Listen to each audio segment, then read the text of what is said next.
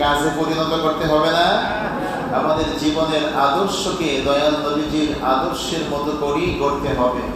দয়াল নবীজি বলেন, মান আহাব্বা সুন্নতি ফাকাদ আহাব্বানি ওয়া মান আহাব্বানি কানা মাই ফিল জান্নাহ। যে আমার সুন্নাতকে ভালোবেসে আমল করলো, মানে কাজ করলো, সে যেন আমি নবী আমাকেই ভালোবাসে। বলে সুবহানাল্লাহ।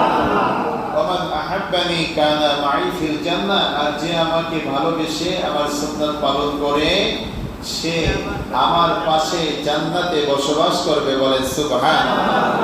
এজন্য সুন্নাত ছাড়া কথা বলে না। সুন্নাত ছাড়া যাবে না, সুন্নাত ছাড়া যাবে না। জীবনের প্রত্যেকটা কাজ দয়াল নবীজির আদর্শ অনুযায়ী আমাদেরকে করতে হবে, মানতে হবে। আর তিনি যা আদেশ করেছেন তা আমাদেরকে পালন করতে হবে, যা নিষেধ করেছেন সেগুলো বর্জন করতে হবে।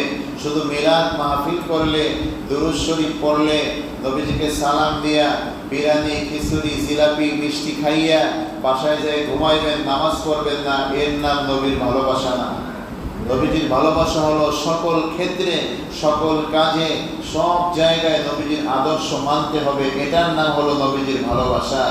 কিছু মানলেন আর কিছু মানলেন না, যেটায় আরাম লাগে, ভালো লাগে, মিষ্টি লাগে, এগুলো মানলেন, আর যেটায় কষ্ট হয় সেটা মানবেন না, এর নাম ইসলাম না। এটা হলো মন গড়া। এজন্য পুরাপুরিভাবে উদখুলু ফিস সিলমি কাফা, ইসলামের মধ্যে পরিপূর্ণভাবে দাখিল হতে হবে, ইসলামের পরিপূর্ণ কাজ করতে হবে। ভাই, দুনিয়ায় কার জন্য আপনি কি করবেন? মৃত্যুর পরে তো কেউ আমার সাথে যাবে না, যাবে না। মৃত্যুর পরে আমার দয়াল নবীজি আমাদেরকে সুপারিশ করবেন যদি আমরা তার কথা মতো চলি।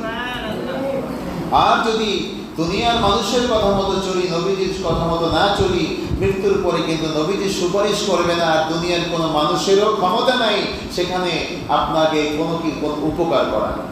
আছে নাকি? এমন কোনো রেকর্ড আছে?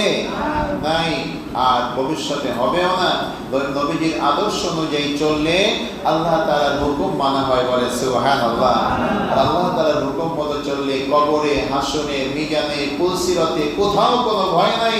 লা খাউফুন আলাইহিম ওয়ালা হুম ইয়াহজানুন।